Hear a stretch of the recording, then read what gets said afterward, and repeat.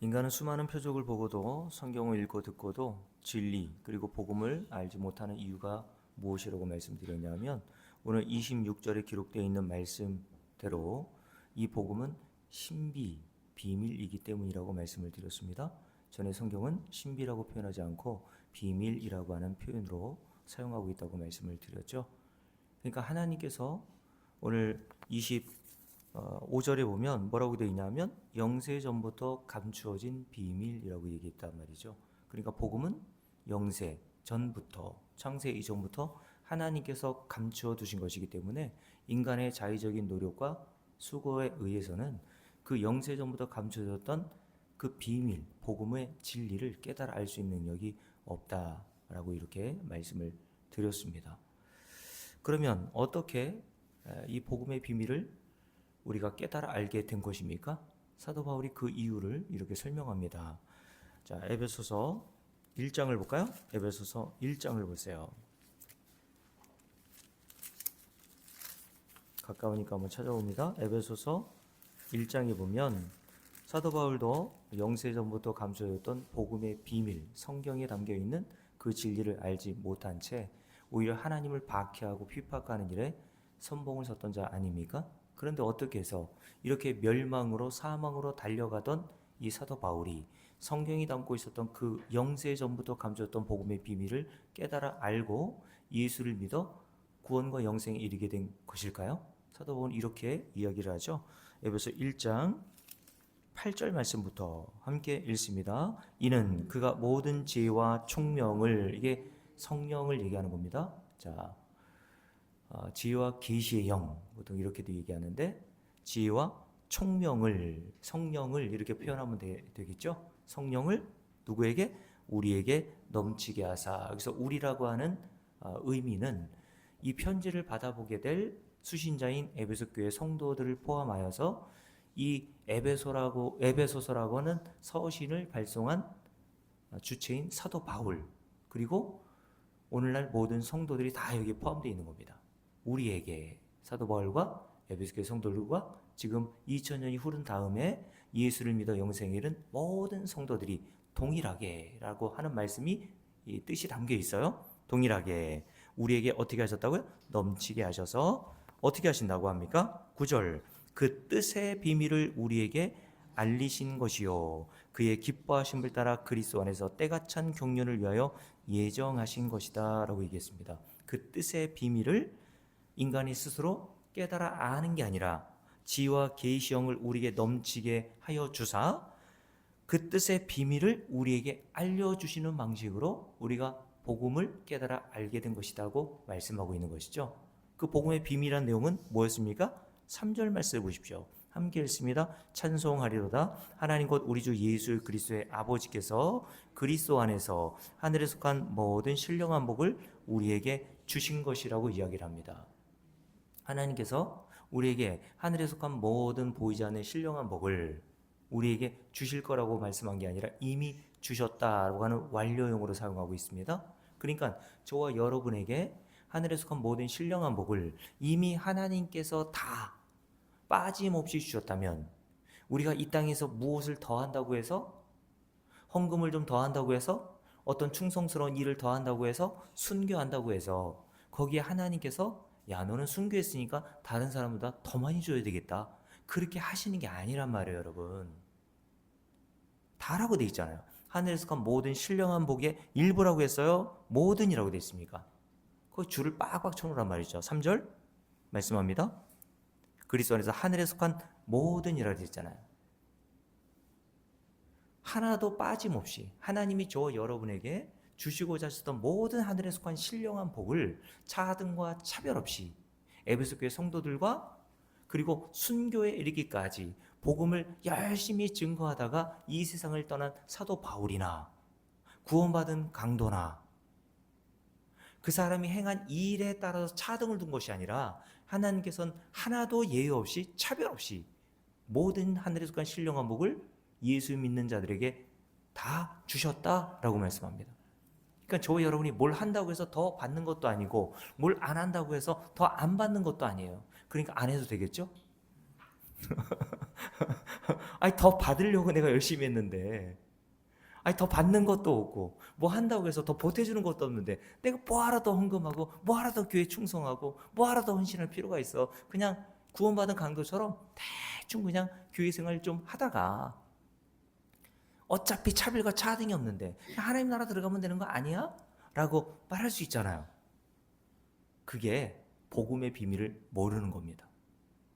여러분들 마음에 그런 마음이 조금이라도 들고 있다면 여러분들은 복음의 비밀, 특별히 하늘에 속한 신령한 복을 하나님이 우리에게 주셨다고 하는데 그 하늘에 속한 신령한 복의 가치가 얼마나 대단하고 놀라운지를 여러분들이 알지 못하는 거예요. 그리고 하늘에 속한 신령한 복을 우리에게 거저 주시기 위해서 하나님께서 자기 아들이신 예수 그리스도를 희생하시기까지 한 그 하나님의 자비와 긍휼과 은혜가 얼마나 큰지를 아직까지도 모르는 겁니다. 그런만 한다면. 맞아요. 여러분들이 뭘 한다고 해서 더 받는 것도 아니고 덜 받는 것도 아니라면 여러분들 할 필요는 없죠. 그러나 진짜 여러분들이 복음을 알잖아요. 그 진리를 정말 알아가잖아요. 몰랐을 때에 내가 더 받으려고 했을 때보다 더하게 돼 있단 말입니다, 여러분.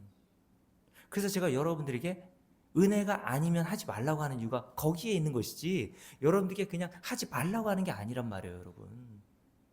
그러니까 여러분들이 그런 마음이 들고 있다면 자기를 잘 들여다보셔야 돼요. 그래서 고린도 후서에 보면 뭐라고 되어 있습니까? 너희들이 진짜 믿음이 있는가? 점검해 봐라 라고 말씀하신 거예요. 자기는 당연히 하나님 나라에 들어갈 믿음이 있다고 생각하는데 마태복음 7장에 보면 그런 자들이 예수님께 많이 와서 나는 주님의 이름으로 이런 일도 했고 저런 일도 했다고 하니까 주님께서 그의 머리를 쓰다듬으면서 칭찬하신 것이 아니라 불법을 행하는 자들아 내게서 떠나가라 라는 말씀을 듣고 그들을 다 지옥으로 보내버리시더란 말이에요, 여러분. 우리의 인생의 종말이 얼마 남지 않았습니다. 그렇잖아요? 살아봐야 이 세상의 연수가 이제 80세가 조금 넘으면 다 가는 겁니다. 여러분의 그 종말을 향하여서 저와 여러분은 지금 가고 있어요. 인간은 태어날 때부터 죽을 때까지 그 죽음을 향해서 계속 달려가는 겁니다. 죽음의 때는 알지 못하지만 그냥 이 세상의 평균 연령으로 보면 남자가 83, 여자가 85세쯤 된다고 하잖아요. 그러면 여러분 생각해 보세요. 여러분이 지금 어디 정도에 와 계신 것 같아요? 우리 최원생 권사님 연세가 어떻게 되시죠? 60 몇이세요 지금? 70 넘으셨어요? 안 넘으셨죠? 우리 박근혜 선생님 나이가 이제 60으로 가고 있잖아요, 그죠? 그럼 몇 년 남았어요 이제? 겨우 25년 정도 남은 거예요. 25년이요 금방이던데요? 저도 이제 50대 이제 중반을 향해서 가고 있거든요. 저는 그런 생각이 들더라고요. 40에서 50에 이를 때에는 별로 감흥이 없고 느낌이 별로 뭐 그렇게 대단하게 다가오지 않았거든요. 근데 조금씩 좀 60에 가까운다 생각하니까 50까지는 그냥 괜찮은데 60이라고 하는 이 숫자의 개념을 딱 생각해 보면 야 이제 죽을 날이 가까웠네 이런 생각이 버떡 들던데요. 저는 20대 30대만 해도요 제가 50이 될 줄은 생각지도 못했습니다. 제 딸이 그러더라고요. 자기는 그냥 처음부터 엄마는 그 나이인 줄 알았다는 거예요. 저도 어렸을 때 그렇게 생각했거든요. 나이 드신 분들 내 나이를 거쳐서 30을 넘어서 40을 넘어서 70이 80이 돼서 저렇게 꼬바랑 노인이 된다는 걸 도저히 이해가 안 되고 받아들여지지 않는 거예요. 저분은 날 때부터 저렇게 태어난 거 아닌가? 근데 제가 이제 목회 23년 차거든요. 23년 금방입니다. 그리고 제가 앞으로 남은 목회 연수가 20년도 안 남았어요. 한 17년도 남았습니다. 남은 그 연수보다 지내온 연수가 더 많아요, 이제. 17년? 금방입니다. 17년이면 제가 70이에요. 우리 이금희 원사님, 제가 70이 될 거라고 생각이 듭니까? 이렇게 팽팽한 얼굴인데? 이렇게 얼굴도 팽팽하고 머리도 새까맣고 제가 평화의 동산에 갔더니 과도한 칭찬이겠죠. 나이는 좀 있어도 결혼 안 한 목사님으로 그 생각을 해가지고 누굴 좀 소개시켜 주려고 했다는 거예요, 저한테. 결혼 안 했다고 그랬나? 여러분, 제가 나이가 그렇게 젊어 보여도요, 17년 지나면 저도 70이라니까 여러분. 저도 믿겨지지 않는데요, 그날이 곧 오고야 맙니다 여러분. 여러분, 죽을 준비하세요. 이 세상에서 얼마나 잘 살 준비하지 마시고요, 죽을 준비하며 사시라니까요. 죽을 준비하는 건 뭐예요? 우리 한천 장로님 수의 준비해야지 이런 마음을 가는 건 아니죠? 그게 죽을 준비가 아니란 말입니다. 예수를 잘 믿으시란 말이에요 여러분. 그게 여러분의 영생을 얻는 유일한 길이잖아요. 여러분 그걸 믿는다면서요. 그럼 여러분들이 예수를 믿기 위해서 열심히 성경도 연구하고 이런 자리에 열심히 참석해야죠. 제가 다음 주부터 말씀드릴 그 주제가 이겁니다. 하나님이 어떻게 하신다 그랬어요? 로마서 16장에서 이 복음으로 너희를 경고하게 할 지혜로우신 하나님이라고 그랬단 말입니다. 여러분들 스스로 믿음이 연약하고 나는 왜 이렇게 진리를 제대로 알지 못하지? 하나님은 복음으로 성도들의 믿음을 견고하게 하신단 말이에요 여러분. 복음밖에는 없어요. 그럼 여러분들이 믿음이 더욱 견고해지고 이 세상 잠깐뿐인 세상에 눈이 주목하지 않고 영원한 것, 하나님의 언약, 그러니까 죽음 이후에 하나님 나라를 여러분들이 주목하며 살기 위해서는요, 반드시 복음을 듣는 이런 자리에 자꾸 나오셔서 들으셔야 되는 겁니다. 다시 말씀드릴게요. 죽을 준비 좀 하고 사세요. 네? 여러분 안 죽을 것 같죠? 죽음은 남의 일이라고 생각하잖아요. 저도 지금도 그래요. 과연 내가 죽을까? 실감이 안 돼요. 이금희 목사님 그렇지 않습니까? 저 인간들은 다 죽는데 나도 죽을까? 이상하게 버스가 사고가 나도요, 나는 살 것 같은 느낌 있잖아요. 그런 생각 안 들어요? 이상해요. 나는 거기에서 살아남을 수 있는 생존이 가능한 사람으로 스스로 오해하고 사는 게 인간이란 말입니다. 근데 여러분, 죽음이라는 거는요, 여러분 곁에 있어요. 언제 이 세상을 떠날지 아무도 알지 못합니다 여러분. 오늘 밤이라도 떠날 수 있는 거예요. 경각심을 가지시고 죽을 준비하며 내세를 준비하고 사시란 말입니다. 예수 잘 믿으세요. 옛날 한경주 목사님, 유명한 목사님이지 않습니까? 이제 연말이 돼서 이제 따르는 젊은 목사님들이 많잖아요. 그 많은 목사님들이 이제 한경주 목사님을 뵈러 인사드리러 가면서 이제 덕담 한마디 좀 해달라고 권면을 했습니다. 목사님, 우리 목사들에게 좀 덕담 한마디를 꼭 해주세요. 그랬더니 한경주 목사님이 목사님들 쭉 둘러보면서 딱 한마디 했대요. 목사님들, 예수 잘 믿으세요. 목사인데 여러분들이 저에게 이렇게 얘기하는 거예요. 이금희 목사님이, 목사님 예수 잘 믿으세요.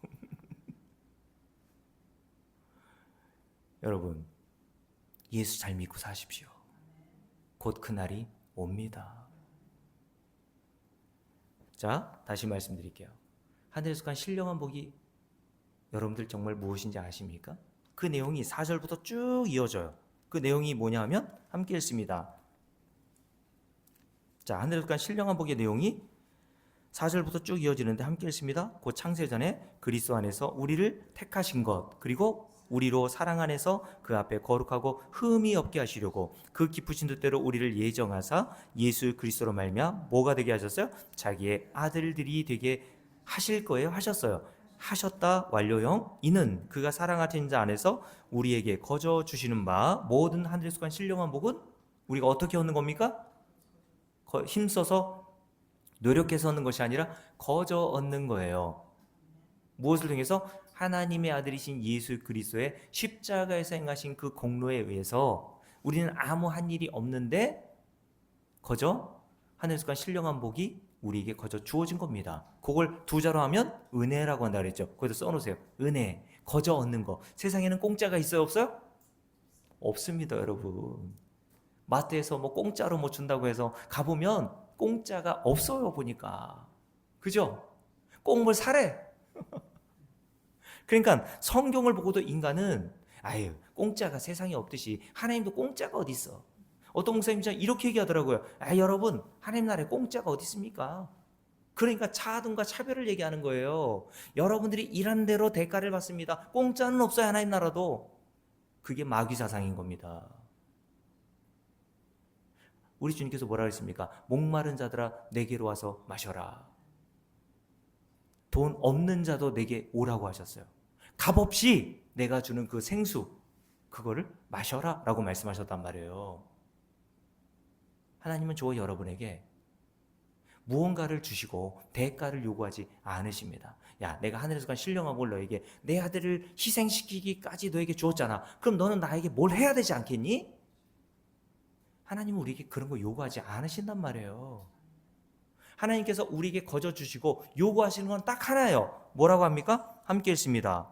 6절, 이는 그가 사랑하시는 자 안에서, 사랑하시는 자는 누구예요? 하나님이 유일하게 사랑하셨던 자, 누굽니까? 예수 그리스도입니다. 왜요? 예수께서 요단강에서 세례받고 올라오실 때, 그리고 변화산에서 변모하셨을 때에 하늘에서 하나님의 음성이 들려왔다고 하면서 어떤 음성을 들으셨다고요?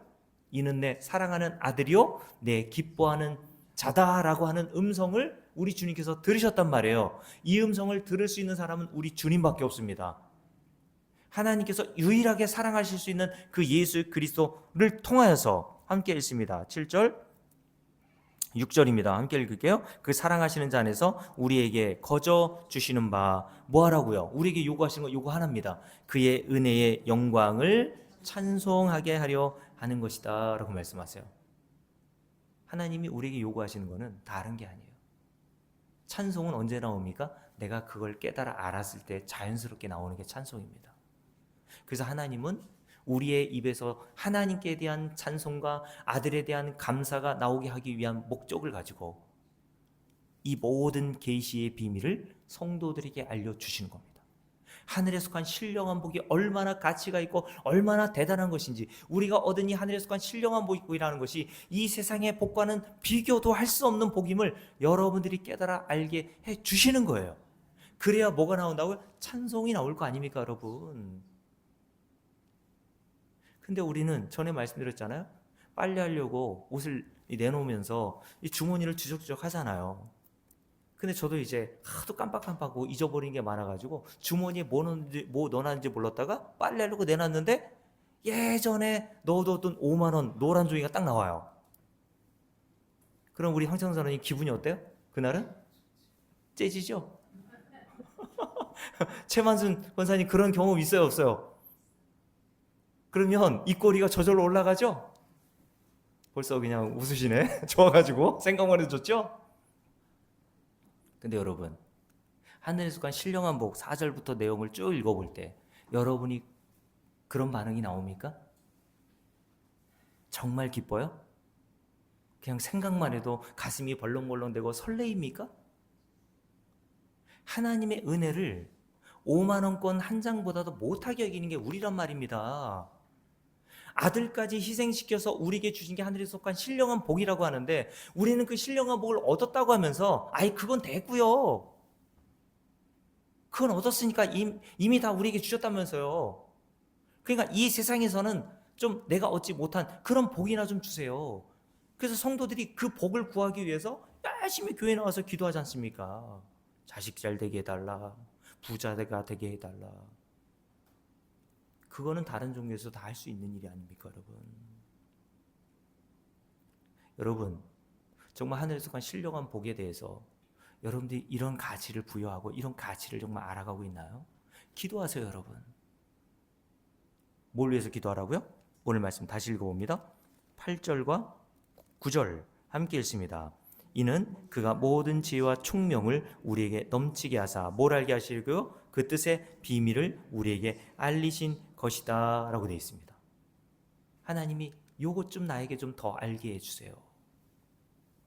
이 하늘에 속한 신령한 복의 가치가 얼마나 대단하고 놀라운지를 내가 좀 깨달아 알아들을 수 있도록 하나님 내 귀와 눈을 열어 주십시오. 하나님, 여러분들이 정말 하늘에 속한 신령한 복의 가치가 얼마나 대단한지를 알면요, 이 세상의 복이라는 것이 점점 가면 갈수록 별로인 거예요. 이 세상에서 잘 먹고 잘 사는 거 얼마나 갑니까 여러분? 앞으로 박금당 권사님도 뭐 몇 년이 남았냐고 제가 물었잖아요. 30년 안적이라니까요. 잘 먹고 잘 살아봐야 30년 그렇게 살다가 가는 거예요. 근데 뭘 그렇게 이 세상에 애착을 갖고 있습니까? 이 세상에 그런 애착을 갖고 그런 복을 추구하고 있는 나 자신을 바라보면서 한탄하고 부끄러워하면서 눈물 흘리고 회개하시란 말입니다. 그게 성도란 거예요, 여러분. 요즘에 유튜브에 자주, 방송에도 자주 나오던데 김장훈 가수 아시죠? 그 어머니가 목사님이셨잖아요. 여자 분이셨는데. 근데 김장훈 가수가 자기가 연예인 활동하면서 뭐 콘서트도 하고 해가지고 한 200억 넘게 벌었나 보죠. 근데 200억을 다 사회에 기부했어. 통장에 얼마 없대요. 션 정혜영 부부 여러분 아십니까?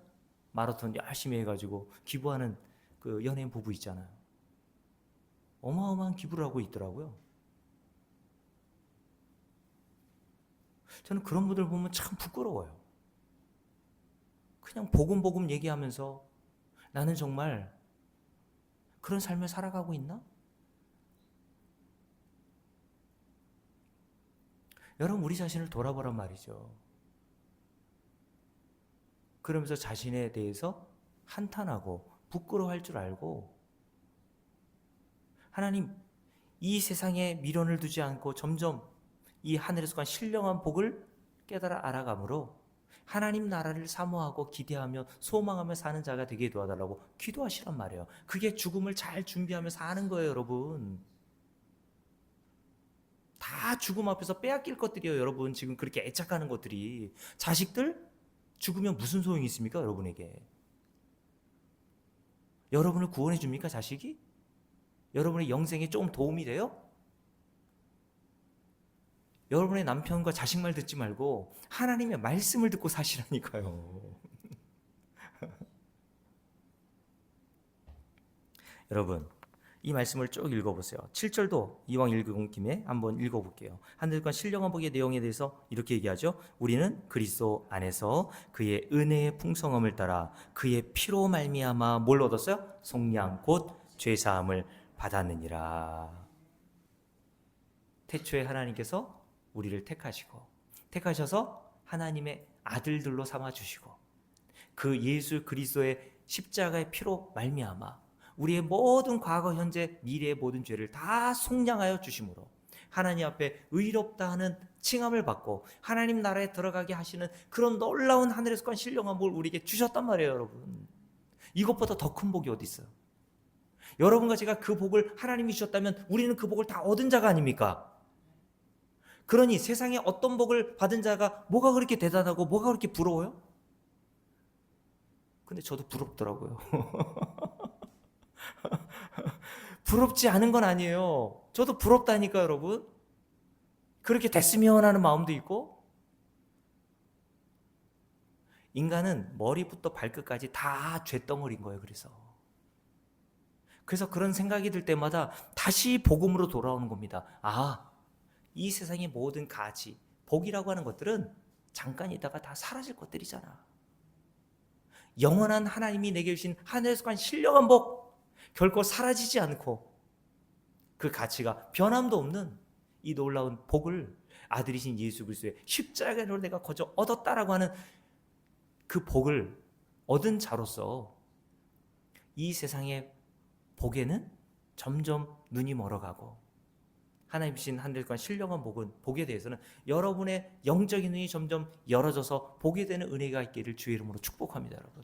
그래서 뭐라고 사도 바울이 기도했어요? 함께 읽어봅니다. 17절 말씀 보세요. 사도 바울이 에베소 교회 성도를 위해서 이렇게 기도했죠. 함께 했습니다. 우리 주 예수 그리스도의 하나님 영광의 아버지께서 뭘 주셔서 지혜와 계시의 영을 너에게 주사 이런 하나님을 알게 하시고 너희의 마음의 눈을 이렇게 밝혀주셔서 그의 부르심의 소망이 무엇이며 성도 안에서 그 기업의 영광의 풍성함이 무엇이며 성도들이 받을 하나님 나라에 가서 누려야 될 그 모든 영광 하늘에 속한 신령한 복이 너희들이 무엇인지를 깨달아 알 수 있도록 하나님이 너희의 마음의 눈을 밝혀주시기를 원한다. 그러면서 이렇게 얘기했죠. 19절 그의 힘의 위력으로 역사하심을 따라 믿는 우리에게 베푸신 능력의 지극히 크심이 어떠한 것을 너희로 어떻게 하기를 원하신다고요? 더욱 알게 하시기를 내가 구한다. 이게 사도 바울이 에베소 교회 성도들을 위해서 기도한 내용입니다. 저도 목사로서 여러분을 위해서 기도하는 내용이 바로 이거예요. 여러분 마음의 눈은 누가 밝힐 수 있습니까? 누가 눈을 뜨게 할 수 있어요? 우리의 육신의 눈은 안과에 가면 치료도 가능하고 뭐 안경을 쓰면 시력에 좀 도움이 되잖아요. 근데 보이지 않는 우리의 마음의 눈을 누가 뜨게 해? 누가 더 밝게 보이게 할 수 있습니까? 하나님 이외에는 그 일을 할 수 없어요. 하나님은 그래서 여러분들에게 택하신 자들에게 마음의 눈을 조금씩 밝혀주셔서 정말 하늘에서 간 신령한 복이 무엇인지를 처음에는 잘 몰라요. 아, 이런가 보다.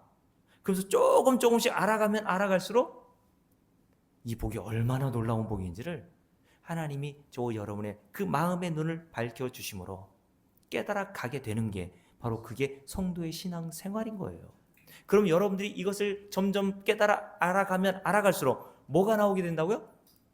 그 은혜를 주신 찬송이 나오게 되죠. 하나님께 대한. 그게 하나님께서 하늘과 신령한 복을 주신 목적이라 그랬잖아요. 찬송은 뭐냐 하면 하나님이 행하신 일이 무엇인지를 깨닫고 그 일을 행하신 것을 알아들이는 거예요. 아, 이런 일을 행하셨어요? 하나님이 행하신 일을 인정해 드리는 게 찬송입니다, 여러분.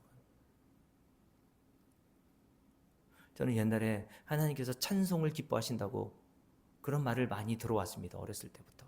그래서 하나님께서 찬송을 기뻐하셔? 그러면 박수 그냥 세게 치고 목소리 크게 내고 그 열정적으로 그냥 뭐 옛날에 제가 말씀드렸잖아요. 부흥회 때 막 제가 북돌이도 하고 그랬는데 중학교 고등학교 때 북을 칠 때 막 이 마룻바닥에서 무릎 꿇고 10cm 이상이 방방 떴다니까요. 팍 풀러 목이 팍 쉬어가지고 저는 그때 그렇게 목이 쉰 게 제 자랑이었어요. 아, 우리 주님을 위해서 이렇게 내가 헌신한 내가 찬송을 어떻게 이렇게 열심히 했으면 이렇게 목이 쉴 수 있지.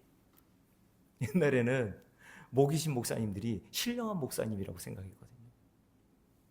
여러분, 찬송은 그렇게 해서 나오는 게 아니에요.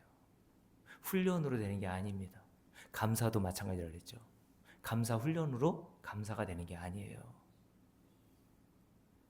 하늘에서 간 신령한 복을 지와 계시의 영이신 성령께서 저 여러분 안에서 마음의 눈을 밝히셔서 점점 깨달아가고 알아가면 자연스럽게 하나님께 나오는 반응이 감사와 찬송인 겁니다. 여러분, 그런 하나님을 정말 찬송하고 싶지 않아요? 제가 오늘 새벽에도 말씀드렸지만 주일에 여러분 말씀드렸잖아요. 누가복음 15장에 기록되어 있는 돌아온 탕자 이야기 여러분 배웠죠?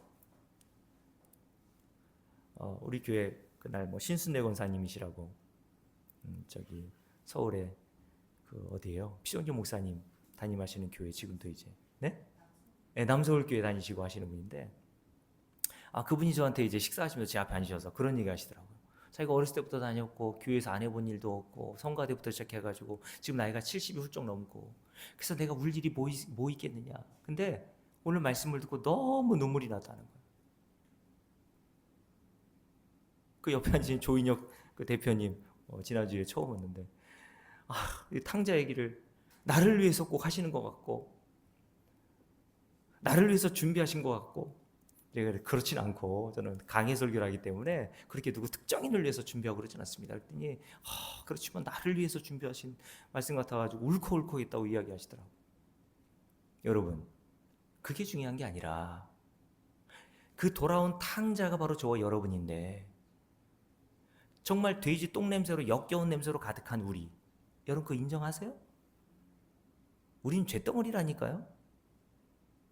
하나님 앞에서 우리가 뭔가를 내놓을 게 하나도 없어요. 우리는 돌아온 탕자처럼 돌아온 탕자가 그 이전에 외국에 나가서 마지막에 살던 곳이 어디였어요?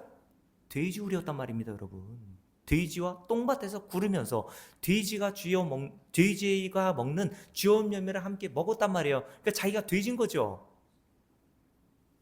그런데 아버지의 유산을 다 쫄딱 망하여 잃어버리고 그럼 아버지에게 손해를 입힌 거 아닙니까? 그래서 이 아들이 터덜터덜 망해서 돌아오면서 아버지께 뭐라고 했습니까? 아버지, 나는 이제 더 이상 아버지의 아들이라 부름을 받을 수 있는 자격과 조건이 하나도 없는 인간입니다. 다만 살려만 주세요.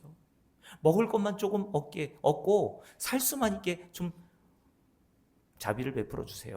라고 얘기했단 말이에요. 이게 성도가 하나님께 고백하는 내용입니다. 하나님 나라 들어갈 자격이 없어요.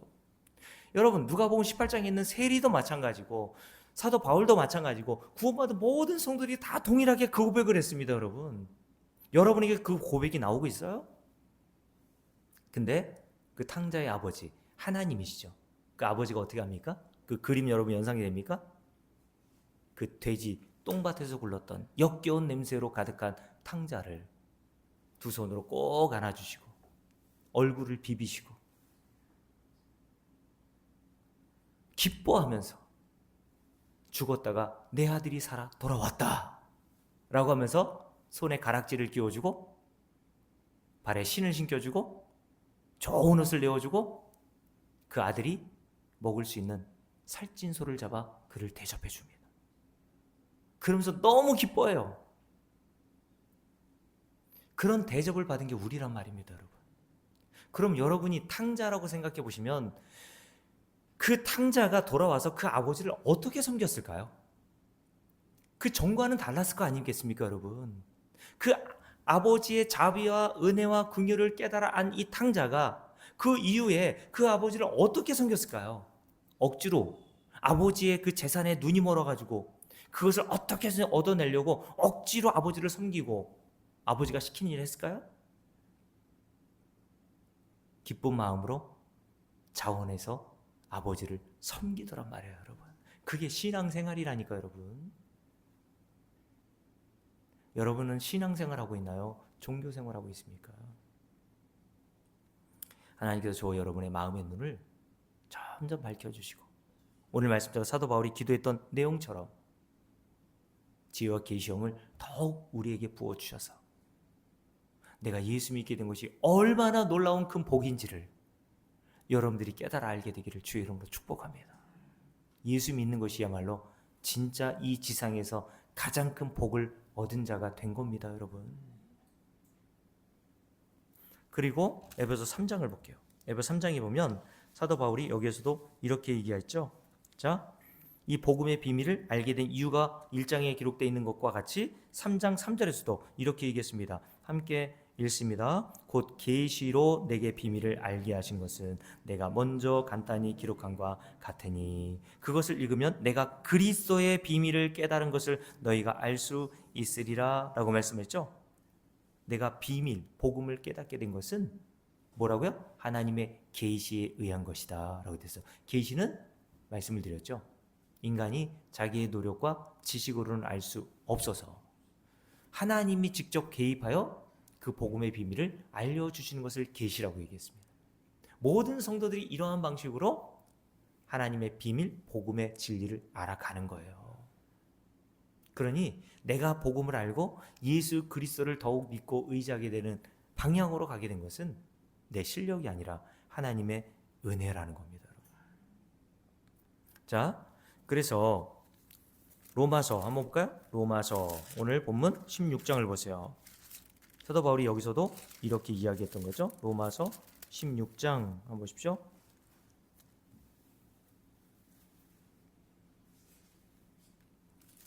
자, 로마서 16장입니다. 자, 6절 함께 읽습니다. 이제는 나타내신 바 되었으며 여기서 줄을 걸어냈습니다. 이제는 여기서 그 앞에 그러나라고 하는 접속사가 빠져있다 그랬습니다. 영세전부터 감추어졌던 것인데 그러나 이제는 나타내셨다 라고 되어 있습니다. 수동태죠. 그리고 그 뒤에 한번 보실까요? 알게 하신 바 거기다 줄을 걸어냈습니다. 나타내셨고 알게 하신 바 그 신비의 계시를 따라 된 것이니 라고 되어 있습니다. 하나님이 주도적으로 택하신 성도들에게 계시에 의해서 하나님의 복음의 비밀을 깨달아 알게 하신다라는 뜻이겠죠. 자, 그래서 자, 이런 부분을 우리가 구약의 그 성도를 통해서 보게 되는데요. 구약의 성도의 모형으로 등장하는 자가 있습니다. 다니엘입니다. 다니엘. 다니엘서 한번 볼까요? 다니엘서 2장을 한번 먼저 보십시오. 다니엘서 2장을 보세요.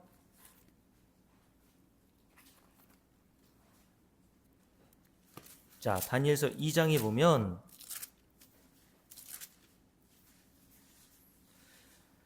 자, 지금 다니엘이라고 하는 사람은 여러분 잘 알고 있듯이 남유다가 패망하고 나서 바벨론 포로로 끌려간 자가 다니엘입니다.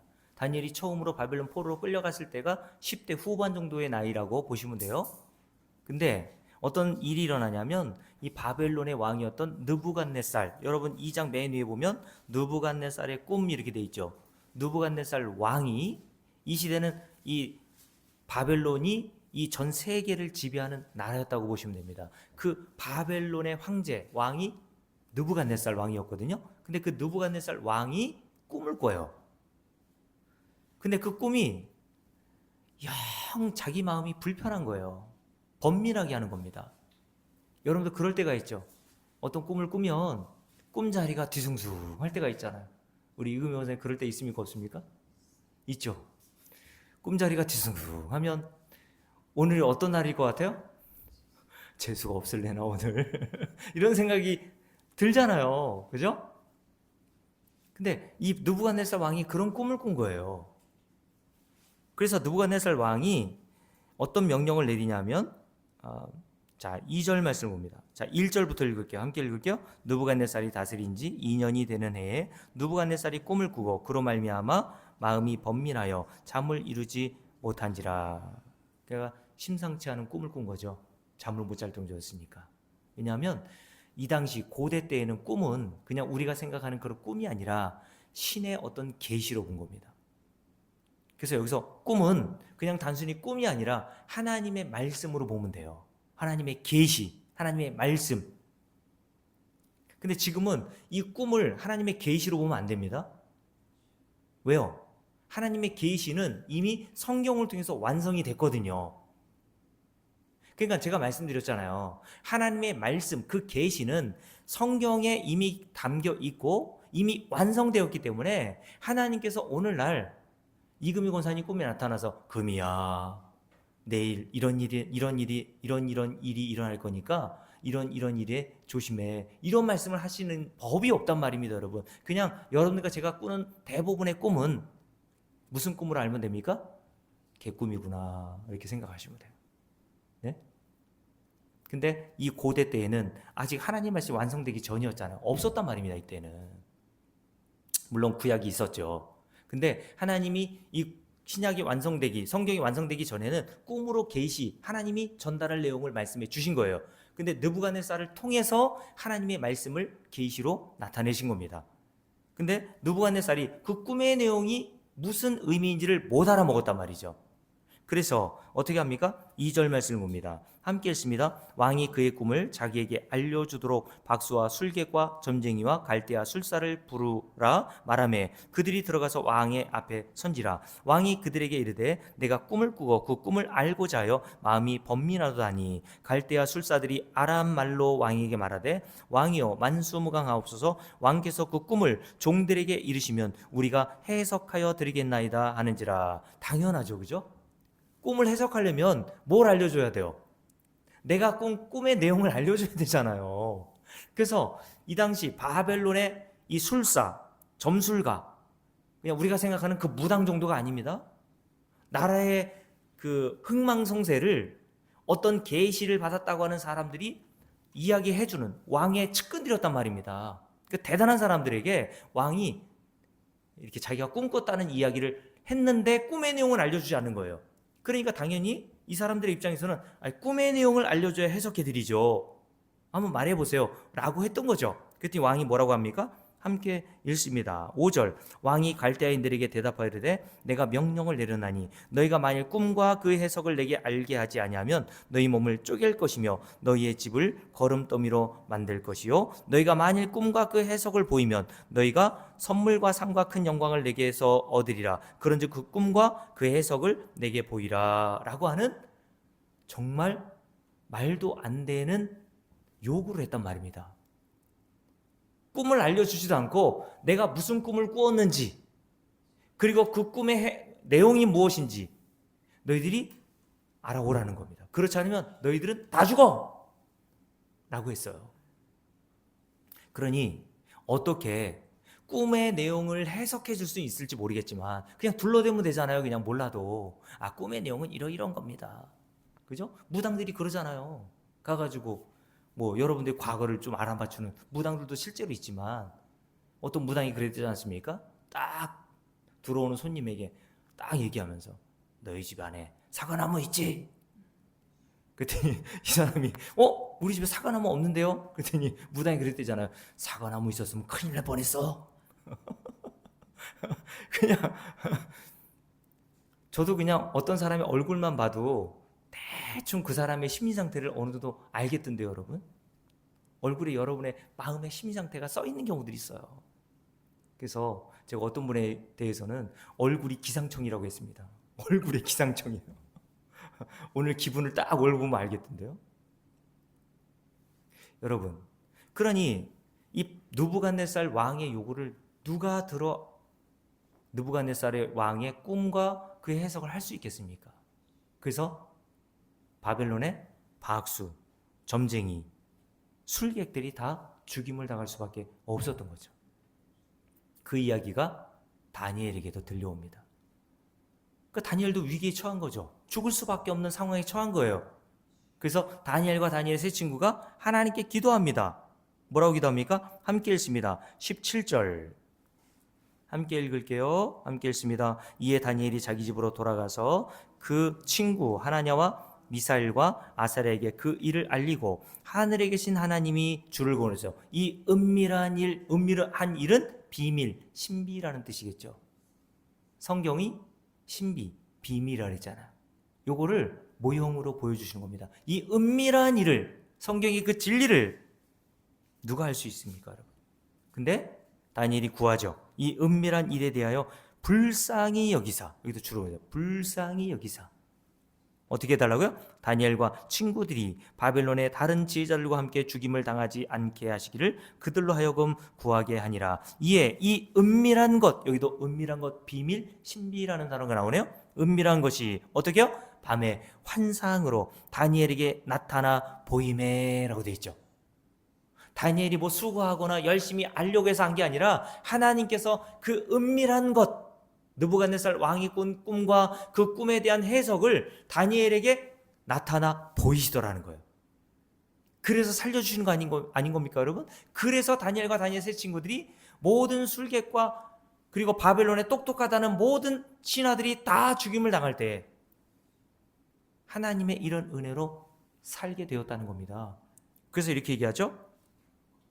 자, 함께 읽습니다. 19절 다니엘에게 나타나 보임에 다니엘이 하늘에 계신 하나님을 찬송하니라. 다니엘이 말하여 이르되 영원부터 영원까지 하나님의 이름을 찬송할 것은 그분이 어떤 분이요? 지혜와 능력이 그에게 있음이로다. 그는 때와 기절을 바꾸시며 왕들을 패하시고 왕들을 세우시며 지혜자에게 지혜를 주시고 총명한 자에게 지식을 주시는도다. 그는 깊고 은밀한 일을 나타내시고 그는 하나님은 저 여러분에게 깊고 은밀한 일, 인간으로서는 도저히 이해할 수 없는 그 일을 나타내 보이시고 진리를 알게 하시고 어두운 데 있는 것을 아시며 또 빛이 그와 함께 있도다. 나의 조상들의 하나님이여 주께서 이제 내게 지혜와 능력을 주시고 우리가 주께 구한 것을 내게 알게 하셨사오니 내가 주께 감사하고 주를 찬양하나이다. 자, 요거 복음의 비밀을 알면 뭐가 나온다 그랬습니까? 찬송과 감사가 나온다 그랬죠.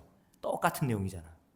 에베소 1장의 내용과 하늘에서 간 신령한 복을 사도 바울이 알고 감사와 찬송이 나왔던 것처럼 오늘 다니엘도 자기의 능력으로는 도저히 알 수 없어서 죽음에 처할 운명에 있었던 다니엘이 하나님이 밤에 환상으로 나타나 그에게 느부갓네살이 꾼 꿈과 해석을 알려주심으로 그의 생명을 구원해 내셨다는 겁니다. 그래서 다니엘이 그 하나님을 찬송하고 감사하잖아요.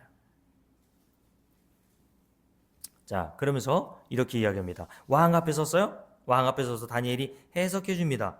자, 함께 읽어봅니다. 28절 27절부터 읽을게요. 함께 했습니다. 다니엘이 왕 앞에 대답하여 이르되 왕이 물으신 바 은밀한 것은 지혜자나 술객이나 박수나 점쟁이가 능히 왕께 보일 수 없으되 오직 누구만 오직 은밀한 것을 나타내실 이는 하늘에 계신 하나님이십니다 라고 되어 있어요.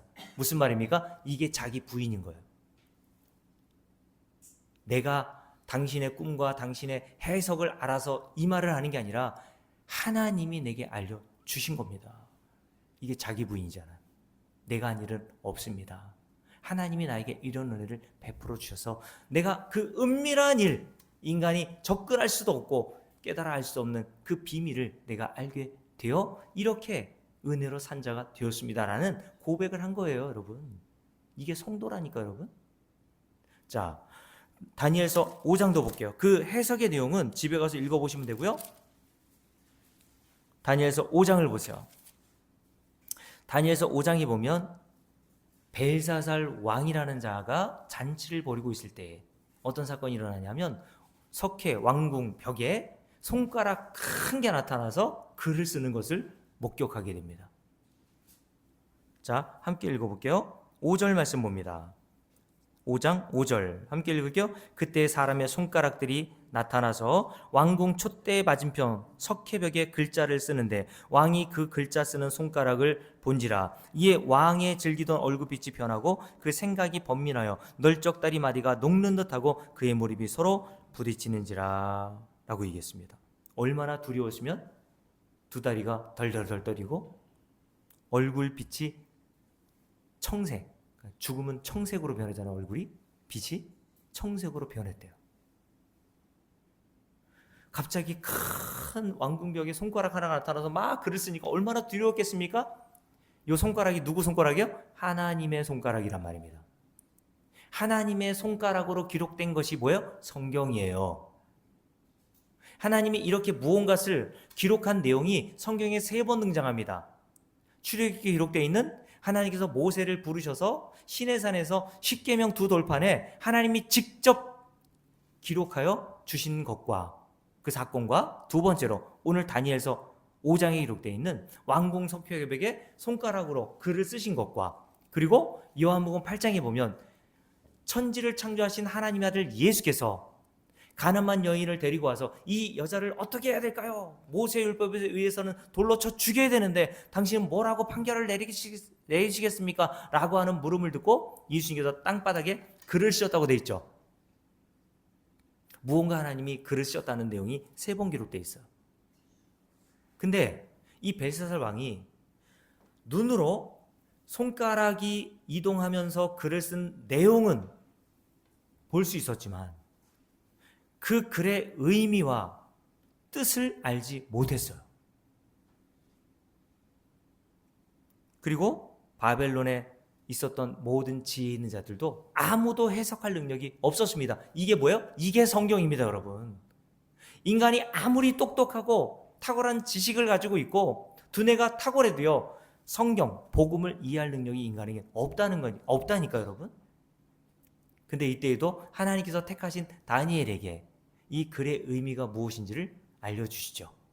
그래서 다니엘이 벨사살 왕 앞에 가서 손가락으로 기록된 그 글자의 의미가 무엇인지 이렇게 설명해 줍니다. 함께 읽어봅니다. 자, 먼저 22절 말씀 볼게요. 22절부터 쭉 읽습니다. 함께 읽을게요. 벨사살 왕이요, 왕은 그의 아들이 되어서 이것을 다 알고도 아직도 마음을 낮추지 아니하며 도리어 자신을 하늘의 주제보다 높이며 그의 성전 그릇을 왕 앞으로 가져다가 왕과 귀족들과 왕후들과 후궁들이 다 그것으로 술을 마시고 왕이 또 보지도 듣지도 알지도 못하는 금, 은, 구리, 쇠와 나무, 돌로 만든 신상들을 찬양하고 도리어 어떤 하나님? 줄고 그러죠. 왕의 호흡을 주장하시는 하나님. 왕의 호흡을 주장하신다는 것은 인간의 생명의 연한을 하나님께서 주장하신단 말입니다. 인간의 흥망성쇠, 죽고 사는 것 하나님 손에 달려있단 말이에요. 왕의 호흡을 주장하시고 왕의 모든 일을 어떻게 하세요? 작정하시는 하나님께는 영광을 돌리지 아니한지라. 이러므로 그의 앞에 이 손가락이 나와서 이 글을 기록하였나이다. 기록된 글자는 이것이니 곧 메네 데겔 우바르신. 근데 그 글의 뜻이 뭐라고 해야 하면 이렇게 얘기했죠. 26절 그 글을 해석하건대 메네는 하나님이 이미 왕의 나라의 시대를 세워서 그것을 끝나게 하셨다 하며 데겔은 왕을 저울에 달아보니 부족함이 보였다 하며 베레스는 왕의 나라가 나뉘어서 메대와 바사 사람에게 준바되었다 함이니다니. 이에 벨사살이 명하여 그들이 다니엘에게 자주색 옷을 입히게 하고 금사슬을 그의 목에 걸어주고 그를 위하여 조서를 내려 나라의 셋째 통째로 삼으니라. 그날 밤에 갈대아 왕 벨사살이 죽임을 당하였고 메대 사람 다리오가 나라를 얻었는데 그때의 다리오는 62세였더라 라고 얘기했습니다. 하나님이 다니엘에게 계시를 통해서 알려주신 그 내용, 메네 데겔 우바르신, 그 계시의 내용대로 벨사살 왕이 언제 죽었어요? 낮에 잔치를 벌였던 그날 밤에 죽임을 당했어요. 이 세상 모든 것들을 권세를 가진 벨사살 왕의 그 호흡을 하나님이 딱 끊어놓으시니까 그날 밤에 죽더란 말이에요. 이게 인간입니다, 여러분. 그리고 바벨론이 패망하고 하나님께서 페르시아에게 나라를 주시죠. 이게 메네 데겔 우바르신이라고 하는 뜻이에요. 데겔은 하나님의 저울에 달아보니 부족함이 보였다는 뜻입니다. 모든 인간 하나님의 저울에 올라가면 다 부족하다는 뜻 아닙니까? 그래서 하나님의 심판을 피할 수 없다라는 뜻이겠죠. 여러분, 하나님께서 다니엘에게 이런 은혜를 베푸신 이유가 뭡니까? 다른 게 아닙니다. 다니엘이 뭔가 잘해서 그럴만해서가 아니라 하나님은 택하신 자들에게 다니엘과 같은 동일한 은혜를 베풀어 주셔서 인간이 눈으로 보고도 성경이 담고 있는 이 문자가 담고 있는 비밀을 알지 못하여 예수를 믿어 영생에 이르지 못할 위치에 있고 처지에 놓여 있었는데 하나님이 저 여러분의 눈을 여셔서 다니엘과 같이 성경이 담고 있는 이 비밀을 깨달아 알게 하신단 말이에요, 여러분. 그 내용이 뭡니까? 하나님의 긍휼로 인간이 구원을 받는다는 뜻이죠. 자, 그래서 마지막으로 여기 읽고 마칠게요. 신명기를 한번 볼까요? 신명기 한번 보십시오. 신명기 29장입니다.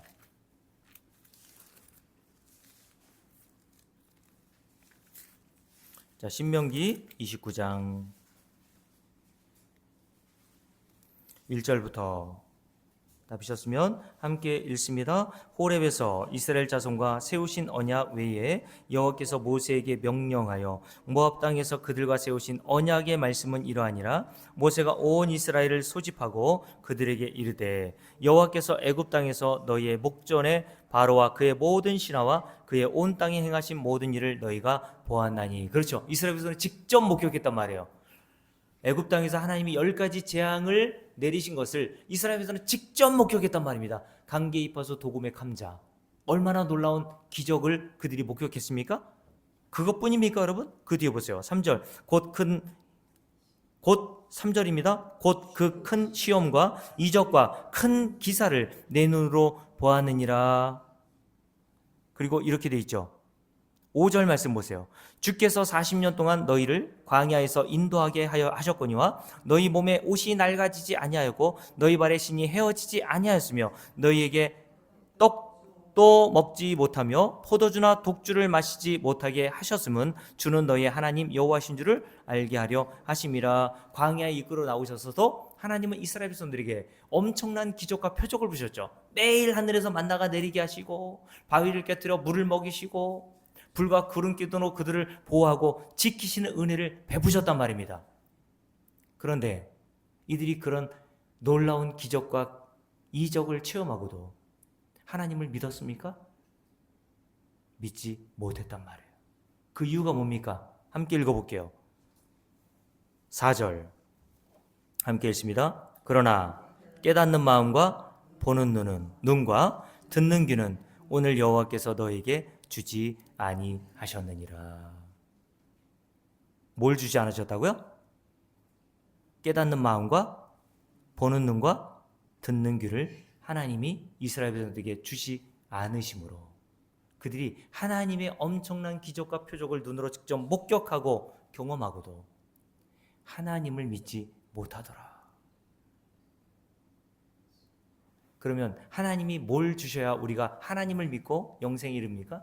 깨닫는 마음과 보는 눈과 듣는 귀를 주셔야 성경이 담고 있는 진리를 알아먹고 예수를 믿어 영생에 이르게 된단 말입니다. 여러분. 그러니 저와 여러분에게 하나님이 이러한 은혜를 날마다 주셔서 날마다 깨닫는 마음을 주셔서 나는 하나님의 자비와 긍휼이 없으면 다니엘과 같이 하나님께서 나를 불쌍히 여기지 않으시면 성경이 담고 있는 이 진리를 깨달을 수 없는 자였고, 근데 내가 이런 진리를 깨달은 것은 하나님의 이런 절대적인 은혜임을 여러분들이 알고 그 하나님을 찬송과 감사로 하나님께 영화롭게 해드리는 은혜 있기를 주의 이름으로 축복합니다.